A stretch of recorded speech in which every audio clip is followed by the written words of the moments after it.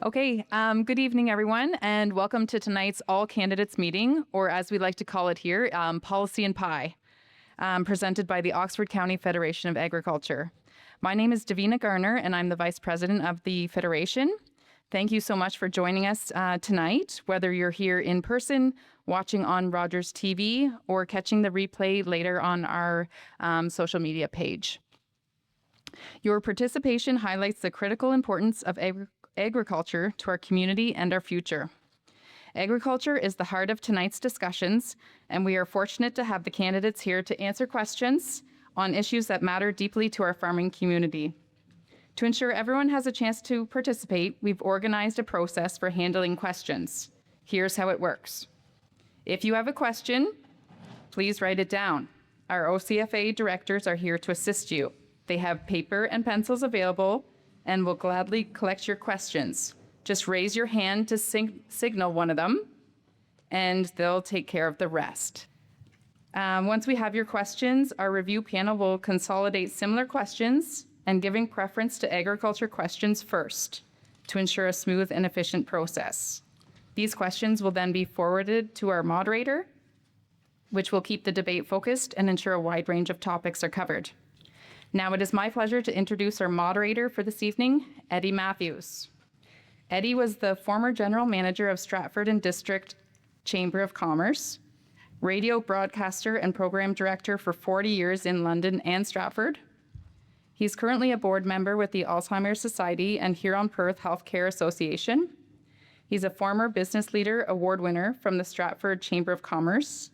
He is a Queen's Diamond Jubilee recipient, and at 65, still playing goal for some area hockey teams, hoping to be picked up by the Leafs or Habs.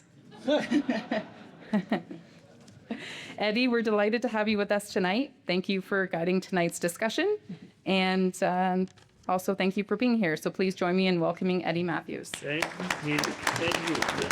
Thank you so much. And I feel bad for the people over here because you'll see my good side tonight, but we wanted to make sure everybody gets their questions, and I'm thrilled that you're here tonight. We've got a great crowd.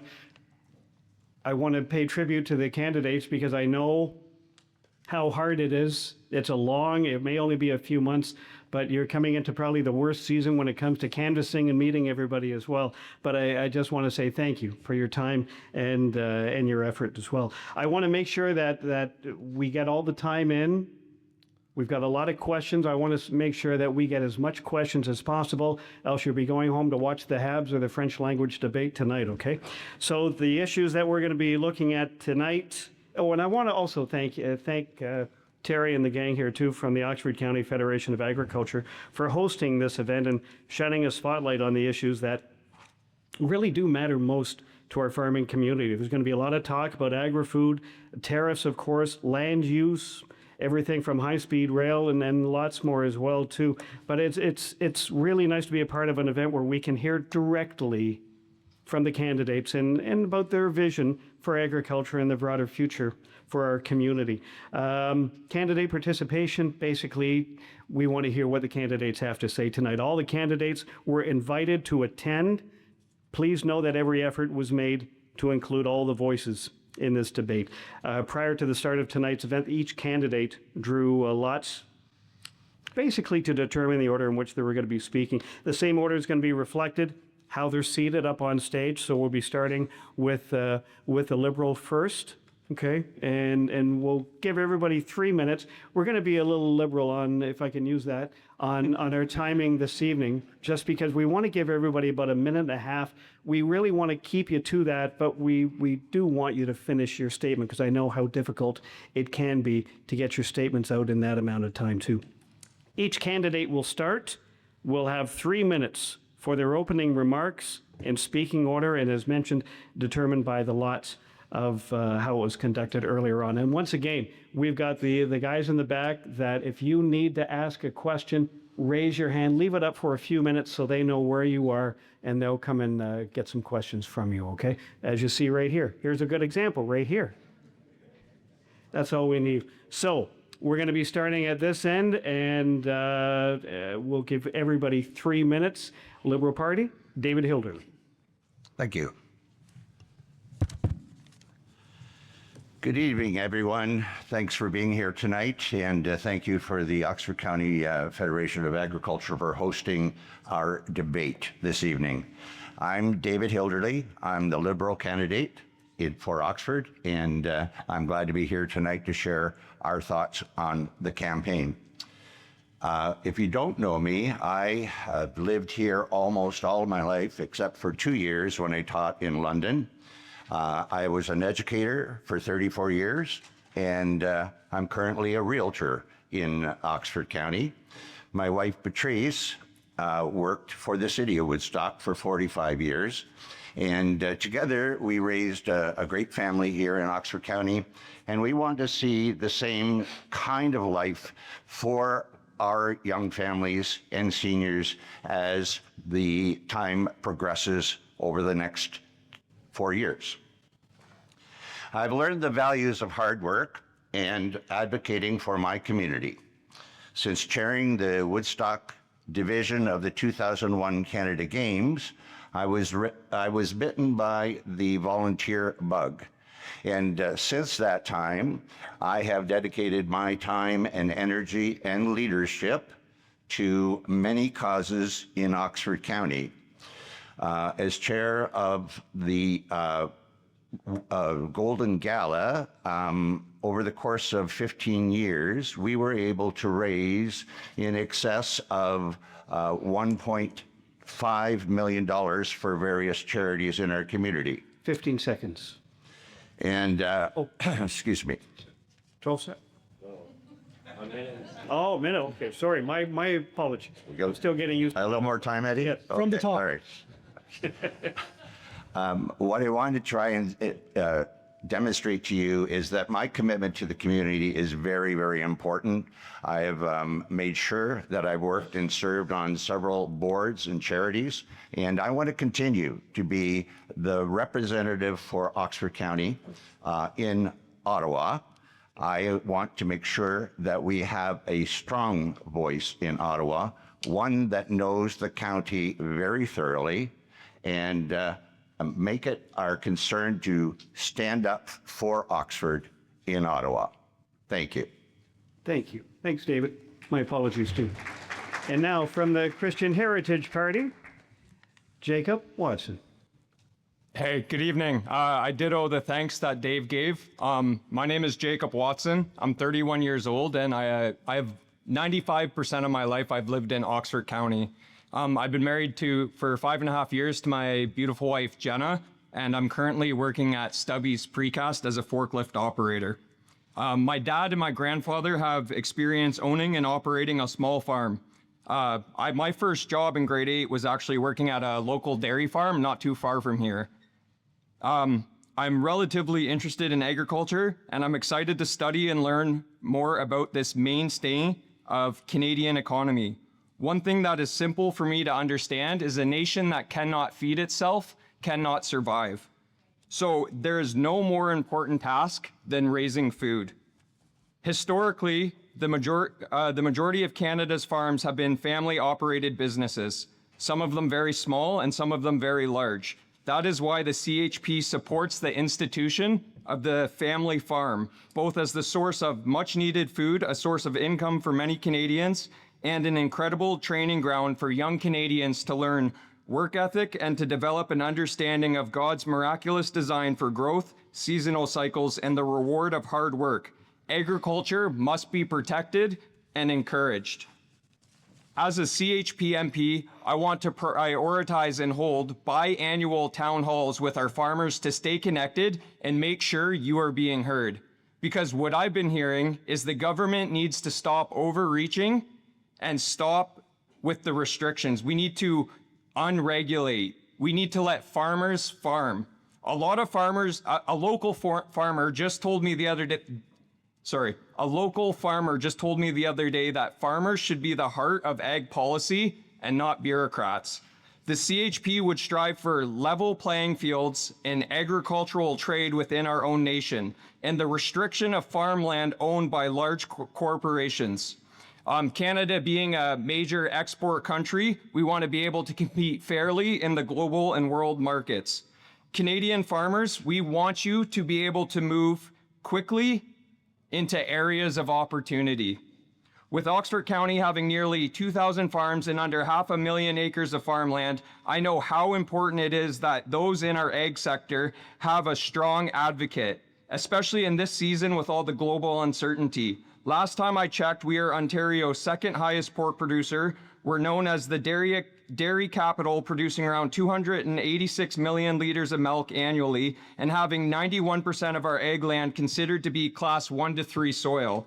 So what I'm saying is we got to keep our crop gain A game. The need for strong advocation speaks for itself, which presents the unique position held by the CHP in this election as forming a seat of opposition and advocacy to hold Ottawa and the parties that currently fill the seats accountable and ensuring that Oxford voice is heard. Thank you. Thanks, Jacob. You're in a roll there.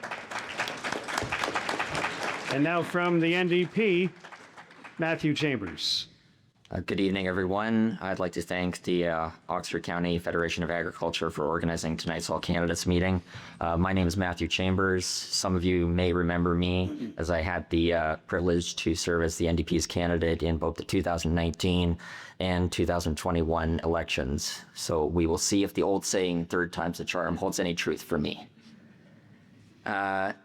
I suppose one of the biggest reasons why I decided to put my name forward again in this election would be out of a desire to serve the community.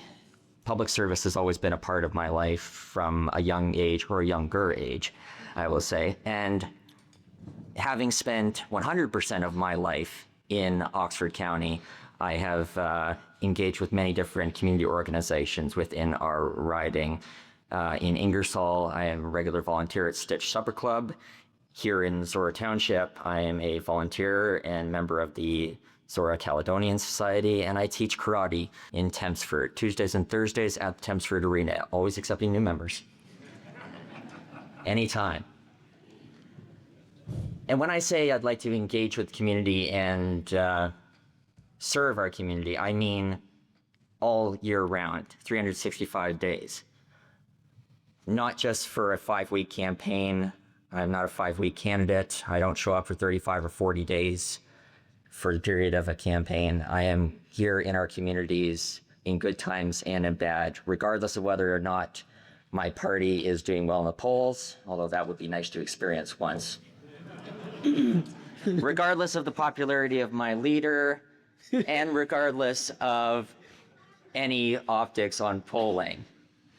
I am here in Oxford no matter what. You will not find any gaps on my various social media platforms between election campaigns or between by-election campaigns, whether I'm the candidate or not. So I look forward to this discussion this evening, and I look forward to engaging with our community throughout the rest of the campaign. Thank you so much. Thanks, Matthew. And from the Conservatives, Arpan Khanna. Well, thank you so much. My name is Arpan Khanna. I am the Conservative candidate seeking re-election here in Oxford County. I want to first off start by thanking the OCFA and to all the farmers here today who took time out. I know we're getting ready for the season to be here for a great discussion on what our vision is for farmers, not only here in Oxford County, but across Canada. As many of you know, I come from humble beginnings, a proud son of immigrants who came in the late 70s, early 80s. I was born in Canada to a working class family, not much in our pockets, just a dream for a better life. And back then, you could work hard. You could, put the time in, the effort in, and earn an honest living, buy a decent home, go on a vacation once in a while, raise your family with your own values. But sadly, we're not seeing that anymore. And as your MP for the last few years, I've had the chance to visit many of your farms. We've had great barn discussions. I've been to your shop floors. I've been to your factories. We've had coffee. We have had honest, open dialogue. And the one thing I'm always reminded of is that Canadians are working harder and harder, but barely getting by. My office has helped thousands of Oxford residents with their issues. We have, done as much as we can to serve our great community. But I've also been a strong local voice in Ottawa as well. I've taken your issues that I've heard firsthand and fought for them every single day against this liberal radical regime that is controlling our country. I have stood up day in and day out and fought for our values and for Oxford's way of life. And that is what I'm proud of, because we need strong leadership in Ottawa. Oxford is such a great community with so much potential. The best farmers in the world, the best auto sector. We have the transportation logistical hub here in Oxford County with the 401 and the 403. So for us, it is about fighting for our fair share of funding and for support. But we haven't seen that in the last 10 years. We have skyrocketing crime. We have a broken immigration system. We have a border problem that we're all seeing right now, a drug crisis. Homelessness encampments are popping up right across our communities, a food insecurity crisis. Who else could fix this other than our great farmers here in Oxford County? And I'm proud to be part of a Conservative team that has stood by our farmers every step of the way. We brought in Bill 234 to exempt carbon tax on our farmers so your input costs go down. We brought in Bill C-275, a biosecurity bill to protect our farmers and your livestock. We brought in various bills like 280 to protect our producers of vegetables and fruits so that way you have some stability back when you're farming. So I look forward to having a great debate and sharing a vision of our Canada First plan. Thank you so much. It's a pleasure to be here. Thank you so much. And just a reminder too, if we could just make sure all the cell phones are turned off. I know it's going to be getting in the way if we have some noise in the background as well. If we can hear from our independent, Akshay Vardhan, for 3 minutes, sir. Great. Good evening, everyone. My name is Akshay Vardhan, and I'm proud to be running as an independent candidate for Oxford. I live in Embro in the heart of Zora Township with my wife Geetika. Over the years, I've had the privilege of volunteering at community staples like the Highland Games and Tractor Pull, events that have deepened my appreciation for our rural spirit and the hardworking people who make Oxford what it is. Professionally, I bring over a decade of experience in law, finance, and real estate. As a licensed lawyer here in Ontario, I've always focused on making legal services more efficient, accessible, and cost-effective, especially through smart use of technology. I'm passionate about applying the same practical, solution-driven mindset to politics.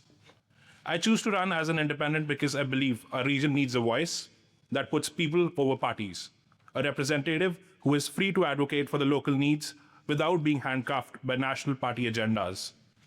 And there's no better example of why that matters than right here in Oxford's agricultural sector. Oxford County is the dairy capital of Canada. Supply management isn't just a policy, it's stability for farm families, food security for Canadians, and a system that works. Yet time and again, it's been placed under pressure during international trade negotiations. That needs to stop now. The threat from America market is real, and our farmers are right to be concerned. As your MP, I will stand firmly to protect the supply management and ensure no trade deal compromises the foundation our farmers have built over generations.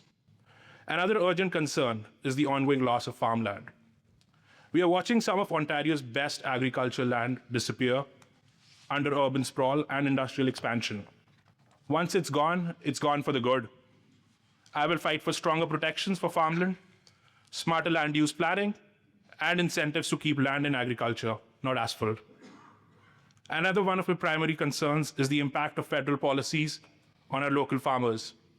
For instance, the carbon tax has placed an undue burden on agriculture producers. I support Ontario Federation of Agriculture's call to permanently abolish the carbon tax from fuels used in agricultural production, such as grain drying and barn heating. Our farmers need practical solutions that recognize the realities of agricultural operations. At the heart of all this is a simple principle: no farmers, no food on the table. Yet too often, they are left out of the consultations. That needs to change. I'm here to listen, to learn, and to act. Free from party politics and fully committed to Oxford's future. Together, let's protect what matters most: our farms, our families, and our future. Thank you. Thank you very much. And finally, from the United Party of Canada, Melanie Van Prook. Thank you. My name is Melanie Fulcom of Van Bruges. Many of you may know me previously as a resident that was born and raised in Oxford County. I had a business many of you may know as Body Kinetics. And I want to say that I'm thankful that my grandparents decided to immigrate to Canada. They love the Canadians in the Netherlands, and they decided to come over and take their hand at the plow. And because of them, I'm here today.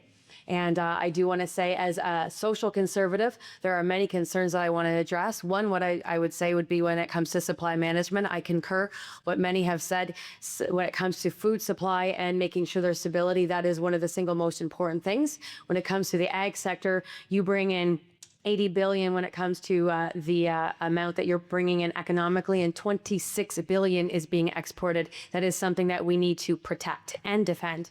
And when it comes to the 2030 agenda and the overreach when it comes to the federal government, obviously some of those issues are more municipal and provincial, but that is something that we would see an end to. I also would like to address, more importantly, the moral fabric. As a social conservative, when it comes to the moral fabric of our nation, many of you are the salt and the light of this generation, and I see that mostly in agricultural communities, which I am proud to be a part of. I have 3 farmers in my family, but when it comes to the social agenda that we're seeing and the moral fabric of the Judeo-Christian principles that this nation was founded on, even here in this nation, in this community, I would like to say that the sanctity of life is at stake. When it comes to abortion, there are absolutely no laws.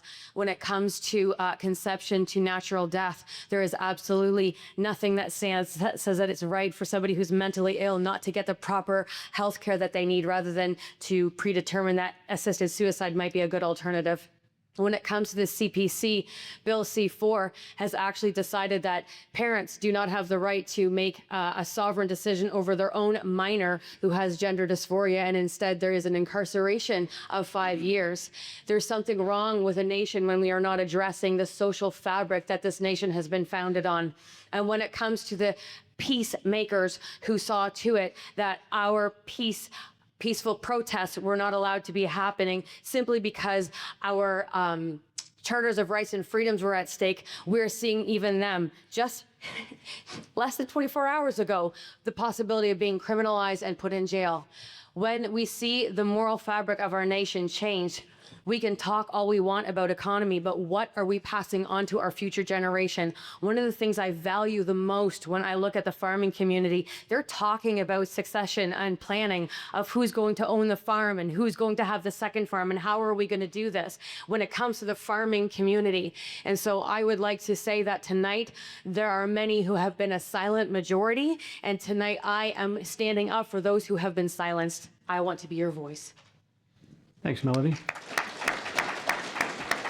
Those are the opening remarks, and we're going to come to the question period of this right now. And I've got a nice stack of questions here. And once again, if you just want to raise your hand, like this gentleman's doing, then we'll make sure that we get the questions vetted and so forth. Each question will be answered by all the candidates, and I'm going to move down the line as well. And just because we've got 6 candidates, folks, if you can just wave at me, if you want to respond to whoever's speaking at the time, wave at me, and then I'll make sure I get you in, just so we're not stepping on everybody's toes in that. We'll keep the process fair like that. Afterwards, the question will be rotated with subsequent questions, starting with the next candidate in order. So we'll do equal time for everybody. Each candidate will get about a minute and a half or so, and we'll let you know about the time aspect of that. First question, and we'll start with David, and then we'll move down the line. You've got a minute and a half, 2 minutes to answer this one, and then we'll open it up to the floor. What are the 3 most important contributions agriculture makes to the Canadian economy and to the Canadian society? David, you've got a minute and a half. So the 3 most important things that agriculture and farming contribute to? Yes, to the Canadian economy and To to the Canadian economy. Well, first of all, we know that Canadian farmers are very hardworking people who provide for us in terms of agricultural food, and what we really need to understand is that as an economy, particularly here in Oxford County, but as an economy, agricultural is huge for our Canadian farmers. So that is probably the one of the most significant impacts is the financial, economic production that happens here in Canada. Secondly, it's food sustainability is very, very important. And without the farmers, we know we would not have the wealth and breadth of product that's available to us as we go to our grocery stores. I think third thing is the community fiber that the agricultural community provides in terms of their values and their contributions, not only on the land, but in their communities and in their towns. So those would be the three things that I would identify. Okay. We'll go down the line here. And Jacob, did you want to handle this question as well? Well, there's lots of valuable things that you guys, agriculture contributes to our economy. The top three from interacting with some of the farmers that we have locally, I would say is pork, dairy, and wheat. Thank you. Okay. Matthew, do you want to answer this question? What are the three most important contributions agriculture makes to the Canadian economy and to the Canadian society? Well, good Canadian food is at the heart of our homes, our communities, and our economy, especially here in Oxford County, when our agriculture sector makes up probably more than 50% of our economy. We do have a growing automotive industry, of course, and manufacturing, but I would say that we are still a majority agricultural riding. So having the agriculture sector here is an absolute essential to our economy and to growing our communities. And the majority of our farms here in Oxford County and in Southern Ontario are still family-owned farms that have been in families for generations upon generations. And it is thanks to policies like our supply management system that continues to allow that to happen without being overridden and blown out of the water by larger corporate farms, as we've seen in the states in upstate New York and Wisconsin, who can't compete with a large operation that has hundreds of thousands of heads of cattle, et cetera, massive industrial egg producers and stuff like that. So we really need to protect our local family farms, and that will also protect our economy here in Oxford, I think. Good. Arpan from the Conservatives. Absolutely. Agriculture is, There we go. I think we're on now. agriculture is not only just the backbone of our economy, it is, there we go. Agriculture is not just the backbone of our economy, but it is the heart of our communities. With all my discussions and meetings with our farmers, I've spent a lot of time with them on their fields, in their barns, having these honest, open conversations. Number one is that they feed our families. Without our farmers, there is no food, not just here in Canada, but across the world. And our farmers take pride in that. They take pride in the work they do, that the food they produce is healthy, nutritious, it has everything we need to survive. And more than ever, we have to support them now so we can make more, grow more, produce more, and harvest here in Canada. Number two, I think on the economic side, there's no doubt that our farmers are contributing to our economy in various ways. You know, whether it's our dairy milk producers, we are the dairy capital of Canada. You know, $20 billion into our economy, into our GDP. Our other farmers, our agritourism industries, our processors, different levels of farming and agriculture have been supporting our economy. That is, they're paying taxes, sadly too much taxes, and are supporting our economic fundamental basics. But also they have done a lot for our communities and for the next generation. They're providing leadership. If you look at the 4-H programs, if you look at the various fairs, the Tilsonburg Fair, the Tavistock Fall Fair, our farmers are stepping up and supporting our communities, especially when during a time of need. If someone needs support, they have always stepped up. And so I think those three are the major contributions, and every single day and in every single way, I'll keep fighting for them so they keep on doing just that. Thank you. From our independent, actually, the three top things that you can think of. Sure. First and foremost, as everyone has already attested to it, they give us food. The dairy industry in Oxford, Oxford is the dairy capital of Ontario. I've interacted with a lot of dairy farmers. They wake up at 3 a.m. for us just to milk cows. So they contribute, like they lose their sleep for us. So food is first and foremost that they give to us. The second one is employment. As per the recent stats, there are 9,700 employees that the farms are employing. It's a big source of employment, and this needs to continue, and the farms need to grow, because that's how the society will progress. The third thing that I could think of is their contribution to the GDP, which is $2,629 million. That's a big number that the farms of Ontario provide. So we need to grow the farms. As per the recent stats, the farmland is on a decline. We are declining from the last census to this census by about 2.7% already. So it's a wake-up call for everyone. All these contributions that the farmers have given for the past generations, they can't go in vain, and we need to wake up now. Thank you. Thank you very much. Melanie, you've got a minute and a half. Farmers feed cities, and if one of you have one of those stickers, mine is wearing out. But I would like to say that when it comes to supply management, if you ask any other nation, we are the envy of every other nation. And the reason for that is because when it comes to agriculture and the supply management, it has given us economical stability.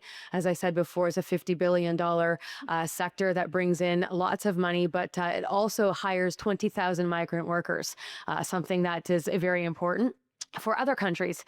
When it comes to generational planning, as I said before, they're holding on to the land and they're passing it on from one to the next. So there's stability in job force.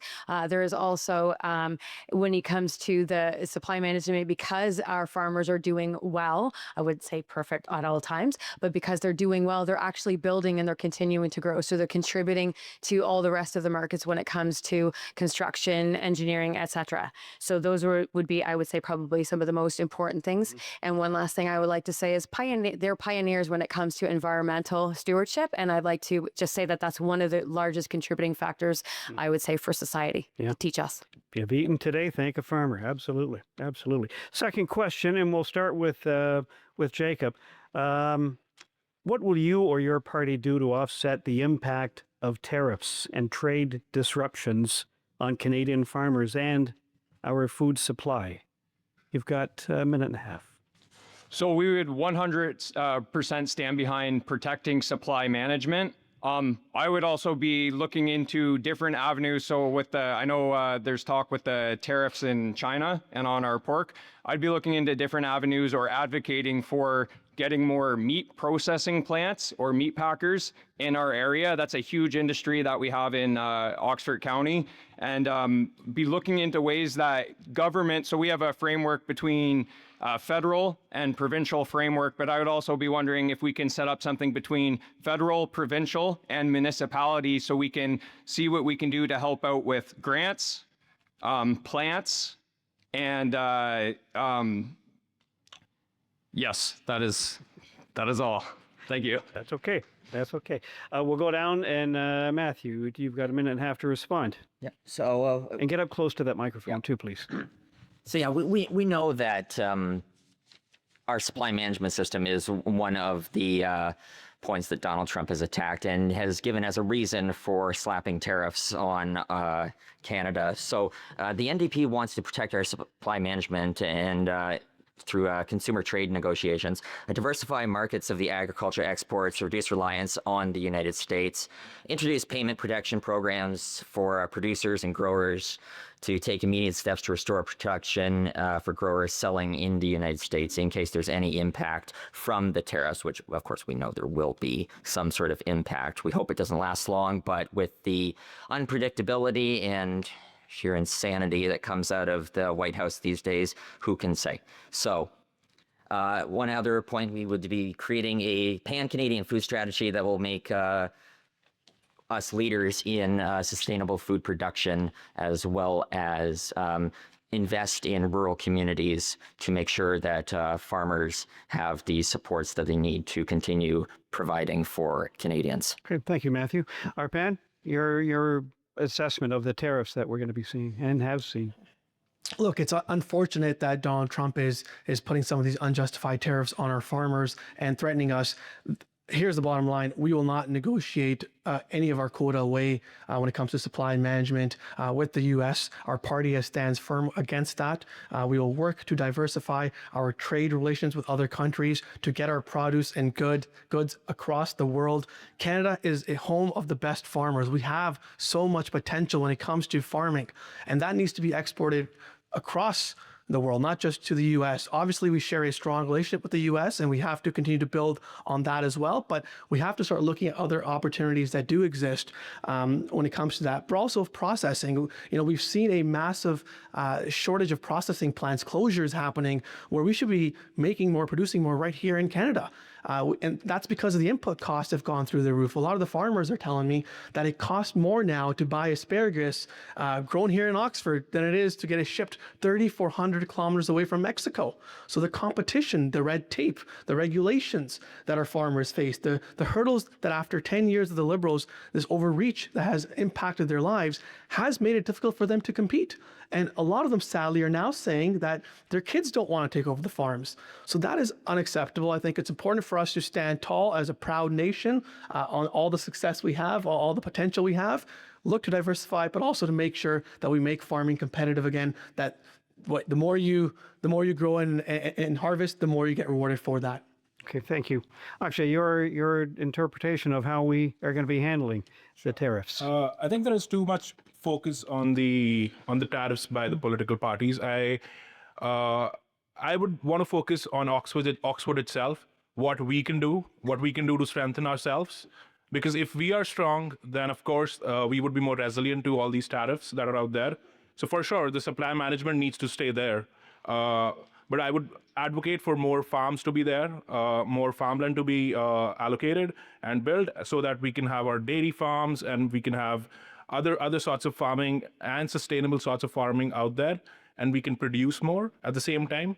And we can also be more resilient by not allowing the Americans to export to us and stopping the imports from them, basically.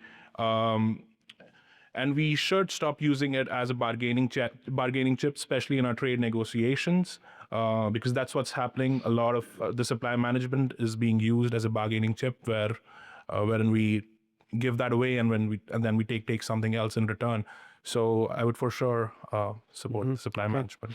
And Melanie, how would the United Party look at dealing with the tariffs? So first of all, I would like to say once again, thank goodness for supply management. Otherwise, we would be paying what the Americans are, $11 for a dozen of eggs. One of the things that we would look at doing is getting rid of the carbon tax, taking that carbon tax and putting it back into the economy. That would be not just in agriculture, but many of the different sectors. We'd look at getting rid of a lot of the red tape when it comes to the agricultural sector provincially. And we would also look at alternate trade negotiations. And I think that we've managed to do that successfully so far with supply management and with a Canadian, US, Mexican trade agreement. And we would also find ways of using the resources that we do have in Ontario, not just in agricultural resources, but the other resources, opening those up and making them profitable for us economically. Okay, thank you. Thank you. Thanks very much. We'll direct this one to Matthew from the NDP. How does your party plan to increase? I think you missed Dave. Oh, sorry, David. I'm still here, okay? I'm just going through the lineup here. Sorry. No, that's all David. good. It's all good, yeah. The first step would be to not have tariffs and have a prime minister who is able to negotiate and able to stand up to the President of the United States. We've already witnessed his strength in that regard. However, if the tariffs do continue, it's important for us to negotiate in the next deal to make sure these things are eliminated on agriculture. We need to support our farmers, and our Prime Minister has been very, very clear that if tariffs affect us, then the tariff money that we collect goes back in to support the workers, the farmers. We need to develop more markets for our product outside the United States in free trade zones, much like the Indo-Pacific zone where we've already set up an office in Manila, for example. Food processing plants, we don't have enough of them locally, and we need to build more. We need to build Canadian, and that is another way that we can help the agri-sector and defy the tariffs. Eliminating the interprovincial barriers so that trade can go back and forth with our agricultural products.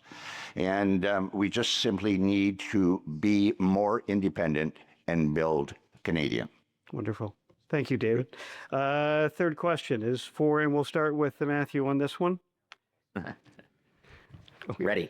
There we go. How does your Ready party now. plan to increase domestic packaging and processing facilities for commercial grains and livestock, fruits and vegetables as well?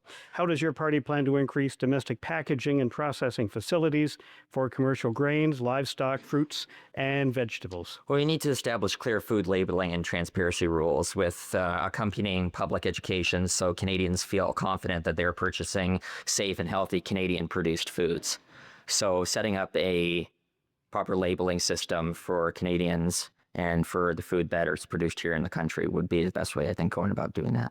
Okay, appreciate the answer on that one. We'll move on, and Arpan, if you wanted to comment on that. I think if you look in the last 10 years under the Liberals, we have seen 20,000 new regulations added to our country. The red tape has skyrocketed, paralyzing any growth in our country. If you look at if you look at our growth record out of the G7, we're actually the lowest in the last 10 years because of the failed Liberal policies. We are the slowest to permit. You know, permitting for these facilities, getting things zoned is a problem. I see some of our local officials here today as well. We will work with our local municipalities and townships to ensure that we can attract that investment, that we make our environment for doing business competitive again. One of the policies we announced was the capital gains tax exemption. If you sell something here in Canada, make a profit and reinvest it back in Canada, there'll be no capital gains tax on that. So we have to create an environment where we attract investment, where we could create these opportunities, where we're not bogged down by red tape. But also, the Liberals brought in this stupid idea where they wanted to ban plastic. And so for when I met with our farmers on the produce side on vegetables, that was going to affect them negatively themselves, their businesses, the shelf life of our food, the transportation of our produce. So these are some of the policies that this Liberal out-of-touch government has brought forward that has hurt growth of our processing, growth of our farms here in Oxford County and across Canada. So let's create the environment for growth, and that starts with cutting some of the red tape the Liberals have brought on. Wonderful. Thank you. And as an independent, Akshay, how would you handle this? So I would say for the processing plants that for sure I would start by cutting the red tape. And being an independent, I do not have to report to any political parties or ask my political superiors of how it should be done. I can go to Ottawa directly, and I can work with my peers and ask them to cut the red tape and request them that Oxford needs to be prioritized because it is the dairy capital of Canada, and it is a significant player in the agricultural industry. Yeah. Wonderful. Melanie? In 1931, the Statute of Westminster actually gave provincial autonomy, and we were supposed to be allowed to form our own constitution when it came to some of these red tape things that we're talking about. That's probably the first place I would go to address simply reducing the red tape. And as far as for some of the other implications economically, I'd have to get back to you on that. Yeah. Okay. No, honest answer on that one. David? Please repeat the question for him. Yeah, I certainly can. How does your party plan to increase domestic packaging and processing for the facilities for commercial grains, livestock, fruits, and vegetables? Okay, thank you. You're welcome. Yes, the Liberal plan is to support farmers by helping them invest in food processing plants and to help them with the packaging end of things. Our products are grains, for example. If we're not using it here in Canada, we need to find more markets for that. And certainly from talking to some of the farmers, it seems that the bulk of what we would have exported would have been to the States. So we do need to have a wider range of markets. And in terms of supporting the farmers in investing in their own farms for sustainability and for continue to be competitive. And that's part of what the Liberals want to do, is to make sure their farmers are supported in that regard. Okay. Arpan, I know I want to get to the others first, and then we'll open it up for a little bit of debate. Jacob, I want to ask you the same question. I don't have any party plan on that. So if whoever asked that question, if you'd want to come over to the table afterwards, and I can get you some more information. Thank you. And we'll open it up for a little bit of debate. Arpan, I know you wanted to respond. Yeah, I just want to also remind everyone that supply chain is also very important when it comes to processing. And we've had in 2023, we've had one of the worst labor shortage stoppage problems all across Canada. We had, under the Liberals, our ports were on strike, our rail went on strike, and we had a challenge getting our goods to market. And that sets a signal to our folks that want to set up shop here in Canada. That can't happen. We lost $10 billion in that 1 year alone. And that is a problem we have. I know Mr. Hilderly's here today, and last time he was here in the same room, he was championing the carbon tax. Yeah. He was proud of the carbon tax, and his party voted 50 times against the carbon tax. And now all of a sudden they're switching tunes. So again, you're making it harder for them to do business in Canada. We got to take care of that. Okay. And Arpan, we're going to start with you on this question. How will you ensure work to reduce interprovincial trade barriers so that agriculture can serve and grow potential markets right here in Canada? I think Canada has to become its best trading partner. It's sad to see that with all the provincial trade barriers that exist, our economy is losing $200 billion every single year. We should be trading within ourselves. We have a great market from east to west, but these trade barriers that exist are stifling growth. And so part of the Conservative plan, our leader has talked about this quite extensively when it comes to diversifying our trade options, is to make sure the trucking laws change. Right now, each province has their own trucking laws from east to west. When a trucker hauls some of their products over, every province sets a new record. To get a doctor to work here in Canada or in Ontario, imagine someone from BC wanted to come here to Tillsonburg to help with the doctor shortage. They had to go through testing all over again. So these trade barriers that exist will go away. We've committed to that, and we would make sure that we increase that relationship with our provinces. We'll sit down with our premiers in consultation, and any profits that we make, any support we get from them for our GDP, for our growth, we'll incentivize those provinces and give that money back to them so they can keep on growing and keep on trading. There's no reason why we can't be trading within ourselves. We are our own best trading partners. Let's get that going. Okay, good. Oxy, how would you handle this? Sure. So I would like to start with the stat here. So as per statistics, 46% of the crop products that are cultivated go outside Oxford, and 71% of the animal products that are cultivated, they go outside Oxford. So where are these going? Are the farmers selling directly to the consumers? Only 11% of the total produce in Oxford is sold directly to the consumers. So we need to take down the middlemen for sure, because they are the ones who are blocking the trade, the interprovincial trade, in my opinion. We need to take them down. If we can take them down, we can sell directly to the consumer, be it in some other province or be it in some other city, because we have a lot of surplus and we need to utilize that well. Thank you. Thanks, Alex. And Melanie. Can you please repeat? Yes, I sure can. I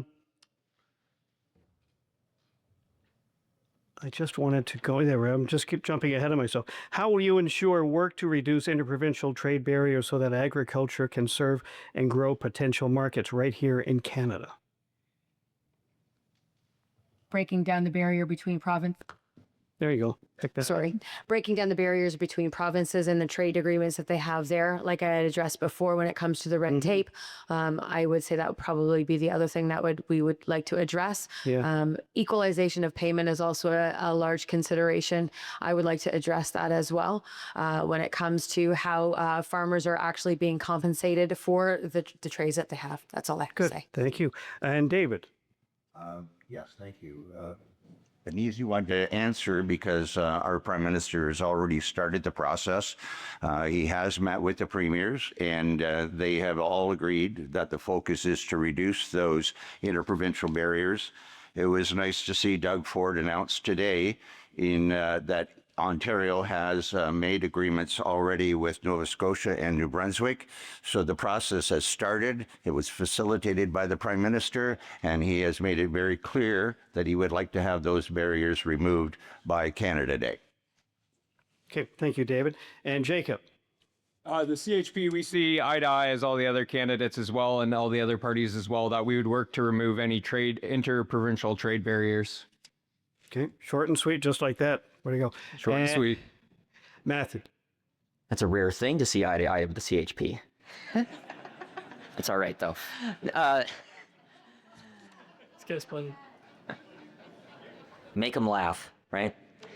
No, the NDP also agrees that interprovincial trade barriers should be relieved. And it is a shame that it took a near national disaster for this to come up. It's something that should have been done a long time ago, I think. So the NDP will work with both federal government and the various provincial and territorial governments in order to get those barriers down, which will be good for not only the agriculture sector, but for small businesses as well. Okay, good. I appreciate that. Question number 5. Actually, as United, as an independent rather, what would be your plan to help protect and support supply management, especially during this time of uncertainty with the United States? So I've addressed this in my introduction as well. I'm for supply management and protecting our farmers. It's a priority for me.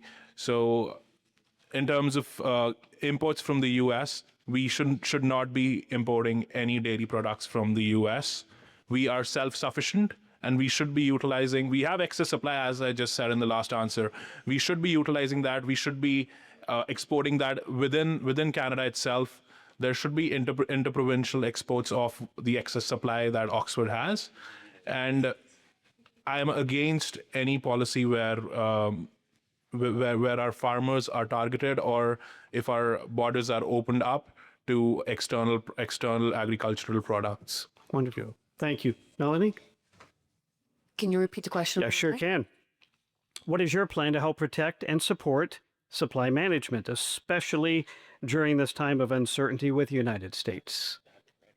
I believe I also did address that as well. Obviously, we would be protecting it, as well as we would look at ways of expanding, like we had said already, interprovincial trades within the country. And when it comes to the supply management, thank goodness that it is in place. When it comes to some of the imports that the U.S. has asked for, I believe that could actually be something that could be negotiated, whether or not we could actually take what they are wanting to bring in, and we could actually find different ways of rerouting that and making it to our benefit. Good. Thank you. David, how would you handle this? How would the Liberals handle with protecting supply management? Mr. Carney Prime Minister Carney has been very, very clear that supply management is a top priority for us to sustain, and it will not be on the negotiation table at all. Supply management is a very supportive program that was just introduced by the Liberals, and we have fully been in support of it over the course of time. Unfortunately, Mr. Harper's government was not as supportive, and we understand too that Conservatives are always trying to nickel away, and it doesn't make it a good situation. Supply management is there to support our farmers in dairy, eggs, and poultry, and it is a great system, and we will stand up for that system going forward. Okay, thanks. Jacob, how would CHP handle this? CHP is obviously for the protection of supply management. So the CHP will review existing market boards on a case-by-case basis to ensure they are still meeting the needs of the procedures they represent, as well as Canadian consumers. And where possible, we'd make provisions that should be made for small-scale independent producers to serve niche markets without undermining the quota system. Okay, nice. And Matthew? Well, as I've already said, supply management protects Canadians' farms and the Canadian economy, and it is important that we stand up for it and defend the system, but also to improve the system where it has fallen short or it has not been improved since it was first introduced. And there's always a lot of talk when there's trade negotiations coming up that supply management is off the table. But that's one thing. And then when the negotiations actually happen, all of a sudden supply management is back on the table again. We've seen it in the previous trade negotiations with the renegotiation of NAFTA, the USMCA, or CUSMA as we call it here, right? So there's something to be said about the policies that are being said to people's faces, and then it's something different when they actually get up on the negotiation stage. Okay. And Arpan, how would the Conservatives handle this? Look, I think unequivocally Conservatives stand with supply management. It's in our party's constitution. If you go to page 13, you'll see it. It's ratified by our members of our party. And when it comes to concessions, I think we got to stop that. If you look, as Matthew just mentioned, the last previous negotiation of CUSMA, the Liberals actually gave some of that quota away for powdered milk as well. And so we have to look at not just the dairy side, but eggs, chickens, to make sure that we have a fair trade, not just free trade, but fair trade that protects our existing system. And just on April 4th, there was a headline in the news. I'm not sure if you guys got a chance to read that. Mr. Carney said that he won't bring any laws to protect supply management.